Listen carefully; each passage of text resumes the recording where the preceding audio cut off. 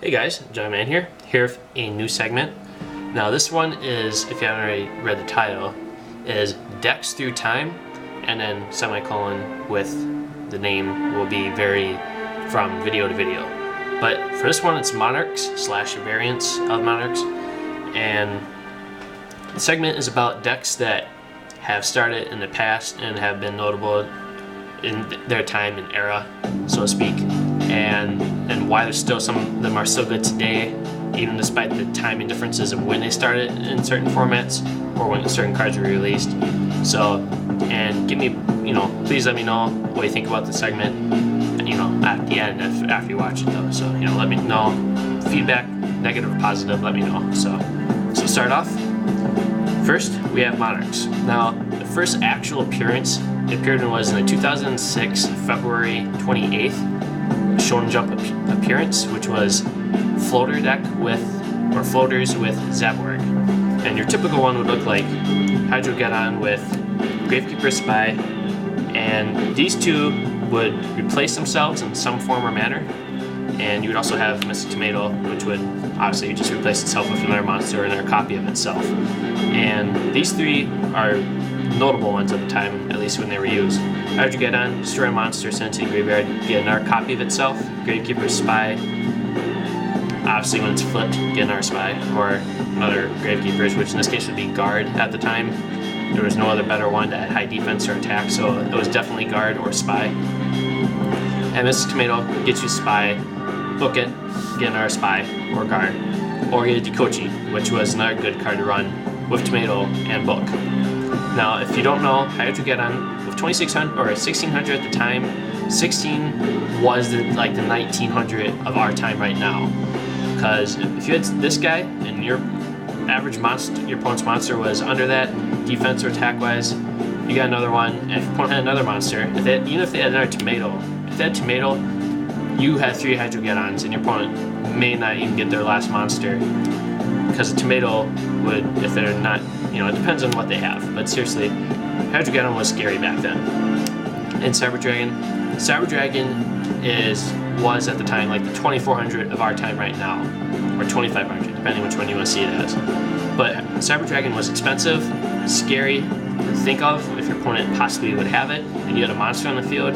All they had to do is do like 600 points of damage to you, let's just say, and they'd draw Cyber Dragon and beat you for the game. So Cyber Dragon was a scary card back then.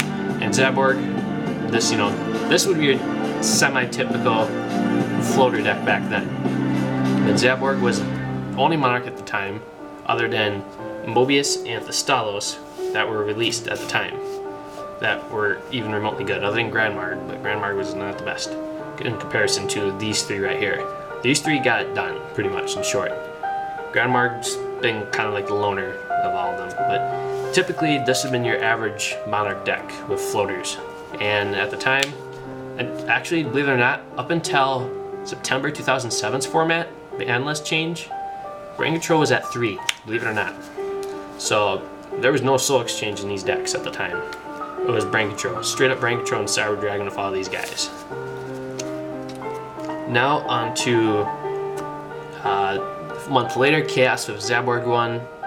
Then September 16th, a couple months later, Bobby Chambers won with a Monarch deck.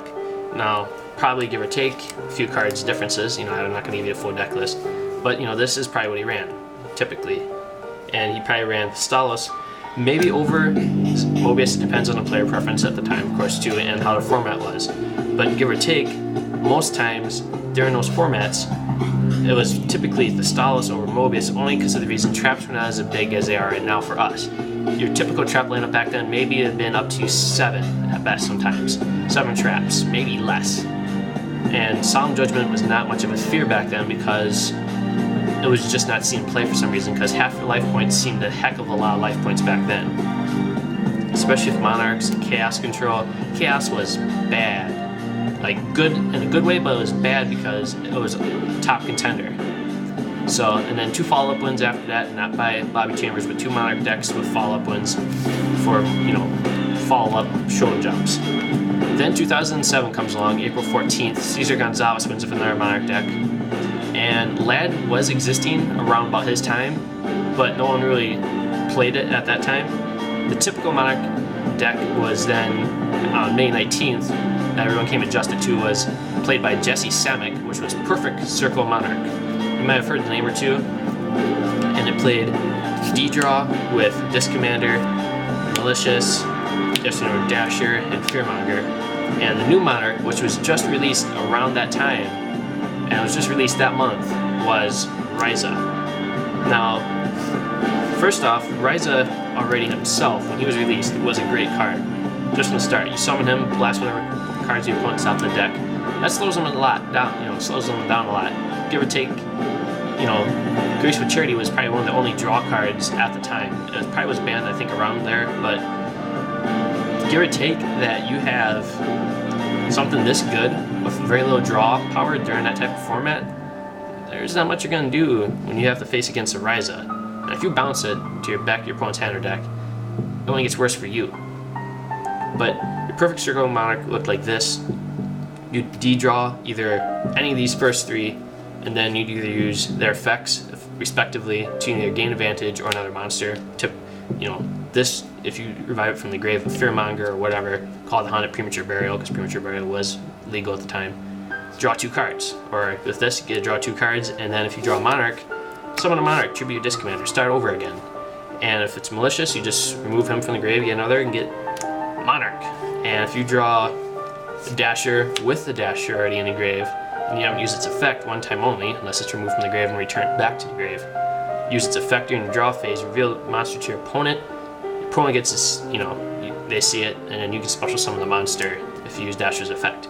So right there, the deck always, in a way, had some type of monster on the field for your Monarch to come out. So, that deck was kind of scary. July 14th, Phil Luna took Trooper Monarchs to the top tables and won with, this would be kind of your typical Trooper Monarch kind of variant. This already right here is a crazy bad combo for a good reason. Card Trooper at 3. Machine Dupe it, get 2 more. Bump it all their attack up to 19 with their effects respectively. Limit removal. Now you have 3 monsters with 3,800 attack. It's well over 10,000 attack points total. And you attack your opponent, even if you don't get all the power of all that through and kill your opponent for game, you're going to draw 3 cards at the end of the turn because limit removal is going to destroy Card Trooper. So you're going to get advantage either way it happens. And that takes down all your opponent's Gravekeeper's Spy and whatnot. So at that time, that was a scary deck too to face. A couple months later, September ban list is released. Guess what gets whacked? Malicious, Disc Commander, and Brain Control. First off, these 2 go to 1, respectively, because both these were at 3 beforehand. Malicious gets whacked to 2, just so he's not so powerful. And funny thing is he goes off and off the list on 3 and 2 every once in a while. But these cards are just overpowered. So this puts a constraint on the deck, Monarch decks in general, because now they lost a lot of power of consistency and draw power. But they're not dead yet. Now, 2 weeks later, another Perfect Circle Monarch deck wins a tournament. December 1st, Phil Luna takes Perfect Circle Monarch and with Lad, so in this case, he did run this, give or take, with Lad and Zaborg and Cyber Dragon and whatnot. He wins. Now, after that, month and a half later, Cedric Sequeira, if I said that correctly, this is the last time they're seen for a while, Monarchs, in a big tournament. He wins, takes first place in 2008, January 26. Now, before the next time we see him big screen, there's a deck called Apprentice Magician, which is, Apprentice Monarchs. You'd run your typical Monarchs, and the ban list actually recently adjusted Apprentice Magician back up to 3. He was at 2 previously. Cyber Dragon went down to 2. Lad got whacked to 2, and Ryza got whacked to 1. All in this format change right here.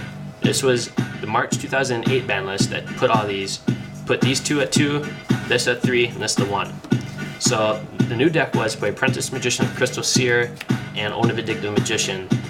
And when this gets destroyed, you get another spellcaster level 2 or lower and face down defense position. While Crystal Seer and Own a Vindictive Magician have flip effects. So, they're really great, and this was a good reason. So this was the Treeborn Frog type of deck at the time. Now let's jump 2 years ahead now to 2010, April 24th. The first big screenshot since the 2008 appearance in January.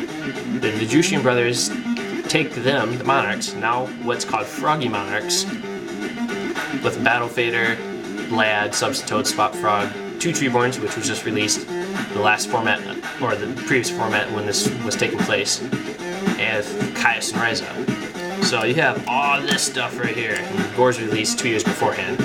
You have Caius, you have Battle Fader, which is recently released just barely a month ago, and Dusk Spirit, which was just great. You have Econ, and you use Econ with obviously Treeborn Frog. And of course you run all this other fantastic stuff, which is, and of course Soul Exchange. So, I mean, you have all this stuff. Now mind you, before this appearance, the only thing to recounter Monarchs back then was Skill Drain, Trap Dust Shoot, and Divine Wrath. There was no effect either. And even before this appearance, or even during this appearance, there was no such thing. So the next best thing to stop Monarchs other than Divine Wrath is pulling the rug. So I mean, there's very little counters that counteract Monarchs other than getting rid of Treeborn Frog from the grave. So I mean, you have all this power here.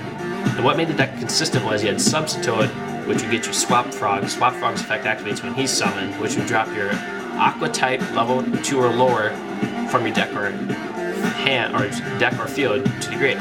So you send Treeborn, then from there on you just abuse Treeborn, Swap Frog, Lad, and all your Monarchs.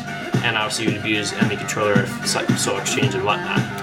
This deck was crucial in making Monarchs rise back to fame and where they are to now.